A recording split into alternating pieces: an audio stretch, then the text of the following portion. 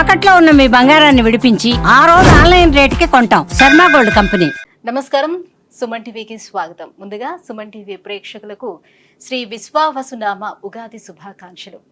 ఈ విశ్వావసునామ సంవత్సరం ద్వాదశ రాశుల వారికి ఎలా ఉండబోతుంది, ఏ రాశుల వారికి ఎటువంటి శుభ అశుభ ఫలితాలు ఇవ్వబోతున్నాయి, గ్రహ సంచారాలు ఎలా ఉన్నాయి, అలాగే ఎటువంటి పరిహారాలను పాటించుకోవాలి, ఈ విషయాన్ని తెలియజేసేందుకు మనతో పాటు ఉన్నారు ప్రముఖ జ్యోతిష్య రత్న జ్యోతిష చక్ర వైభవ నిపుణ డాక్టర్ రాల్పల్లి రవికుమార్ గారు. గురుగారు నమస్కారం. నమస్కారం. గురుగారు, కొత్త సంవత్సరంలోకి ఎంటర్ అయిపోతున్నాం. మరి ఈ కొత్త సంవత్సరం ఎలా ఉండబోతుంది ద్వాదశ రాశుల వారికి అని తెలుసుకునే ముందు గ్రహాల సంచారం ఎలా ఉంది, ముఖ్యంగా 4 గ్రహాలు మనకి ప్రతి సంవత్సరం మారేది, ఈ 4 గ్రహాల సంచారం ఎలా ఉంది, ఎలాంటి ఫలితాలు ఇస్తున్నాయి? శరదిందు సమాకారే పరబ్రహ్మ స్వరూపిణి వాసరాపీఠ నిలయ సరస్వతి నమస్తుతే. సుమన్ టీవీ ప్రేక్షకులకి నూతన సంవత్సర ఉగాది శుభాకాంక్షలు. మెయిన్గా ఏంటంటే ఈ సంవత్సర ఫలితాలు ఇప్పుడు చెప్పుకుంటున్నాం కాబట్టి ప్రతి నెల ఏంటంటే మాస ఫలితాలు చెప్పుకుంటున్నాం కాబట్టి మాస ఫలితాలు చెప్పుకున్నప్పుడు ఏంటంటే రవి 1 మంత్కి మారుతాడు ప్రతి నెల, అలాగే బుధుడు 20 డేస్, శుక్రుడు 20 రోజులు, అలాగే కుజుడు 45 రోజులు, అలాగే శుక్రుడు 20 రోజులు, చంద్రుడు అంటే ప్రతిరోజు ఒక్కొక్క నక్షత్రం మారుతుంటాడు. ఒక మెయిన్గా మటుకు గురువు, రాహు, కేతు, శని అండి. ఈ 4 కూడా ఏడాది పాటు ఇంచుమించుగా ఉంటారు కాబట్టి గురువు ఉన్నారంటే సంవత్సర కాలం పాటు అక్కడే ఉంటారు. అలాగే రాహు ఉన్నారనుకోండి, కేతు 1.5 ఇయర్ ఒక రాశి నుంచి ఇంకో రాశికి మారడానికి పడుతుంది. అలాగే శని ఉన్నారంటే 2.5 ఇయర్స్ మారుతారన్నమాట. కాబట్టి ముఖ్యంగా ఏంటంటే అందుకే ఈ సంవత్సర ఫలితాలు చెప్పుకున్నప్పుడు ఏంటంటే మెయిన్గా గురువు, రాహు, కేతు, శని యొక్క మార్పులు ఏంటనేవి తెలుసుకోవాలి. ముందుగా శని వచ్చేసి మనకి 30వ తారీఖు మార్చి నెల 2025 నుంచే మనకి కుంభరాశి నుంచి మీన రాశిలోకి ప్రవేశిస్తున్నాడు. అదే రోజు ఉగాది అయింది, అదే రోజు శని కూడా మారుతున్నారు. అలాగే రాహు, కేతువులు వచ్చేసి మనకి 18 మే 2025. రాహు మారంటే కేతు కూడా మారుతాడండి. అందుకే చూడండి ఎప్పుడు కూడా జాతకంలో రాహు ఆపోజిట్ కేతు ఉంటారు. నవాంశలో తీసుకున్నా కూడా రాహు ఆపోజిట్ కేతు ఉంటారు. ఎవరైనా చేతితోటి వేసి ఇచ్చినప్పుడు మర్చిపోయి రాహుకి పక్కనే కేతు వేయడం, లేదంటే రాహుకి 3 గళ్ళు పక్కన కేతు వేయడం వేస్తూ ఉండొచ్చు తెలియక వాళ్ళకి. సో ఎప్పుడు అలా కాదండి, రాహు ఆపోజిటే కేతు ఉంటారు.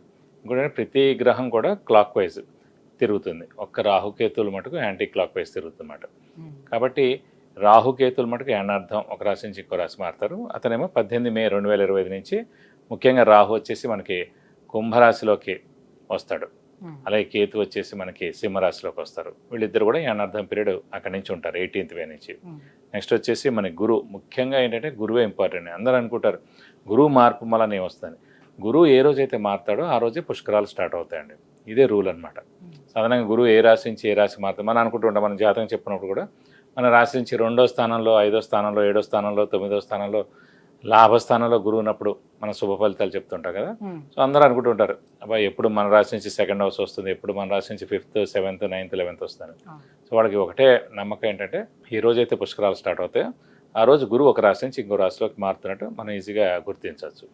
ఇంకోటి అంటే ముఖ్యంగా చాలామందికి అంటే ఇప్పుడు కొంతమందికి వివాహం కాని వారు ఉంటారు, సంతానం లేని వారు ఉంటారు, ఉన్నత చదువు గురించి వెళ్ళిన వాళ్ళు ఉంటారు, అలాగే ఫారెన్ విజిట్స్ కానీ, ట్రావెల్స్ కానీ, అంటే అసైన్మెంట్స్ కానీ గురించి వెళ్తారు, కొత్త జాబ్ గురించి, ప్రమోషన్స్ గురించి, అలాగే సంతానం, గృహం, వాహనం ఇవన్నీ కూడా మనం చెప్పుకోవాలంటే కనుక గురువు యొక్క మార్పుతోటే చెప్పాలన్నమాట.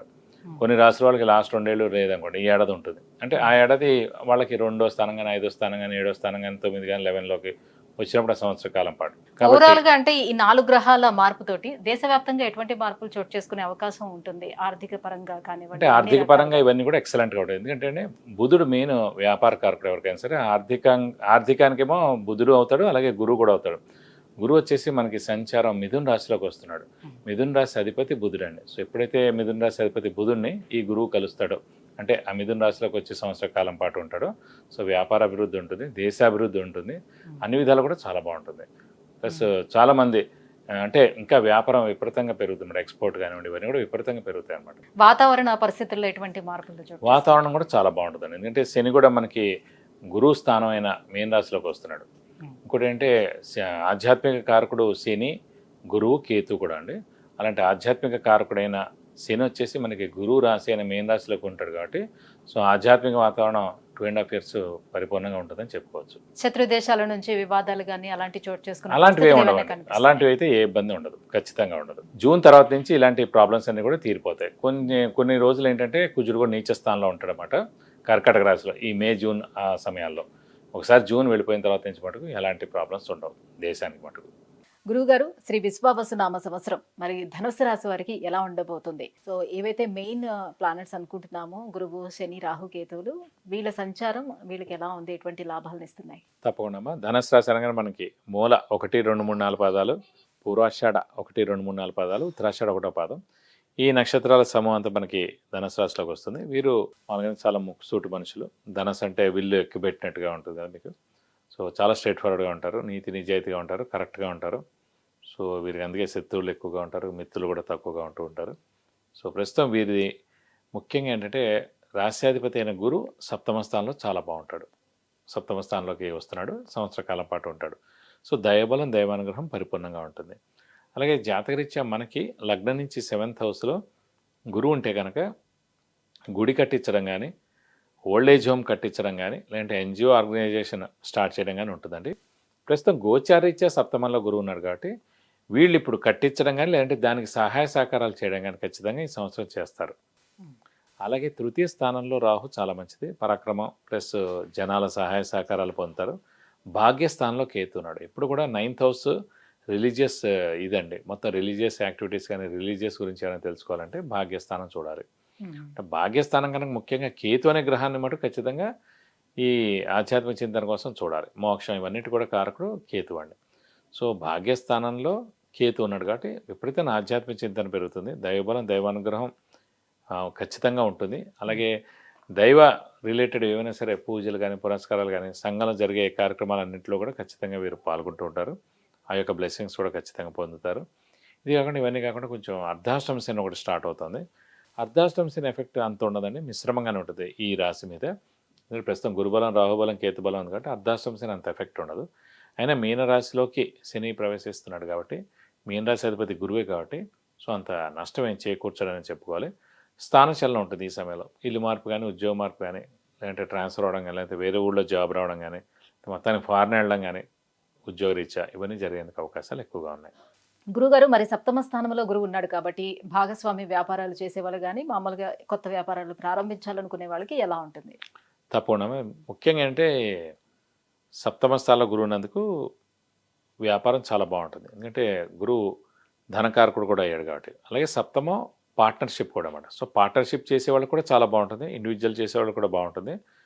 ఎక్స్పాన్షన్కి వెళ్ళచ్చు, లేదంటే కనుక కొత్త వ్యాపారం కూడా స్టార్ట్ చేయొచ్చు.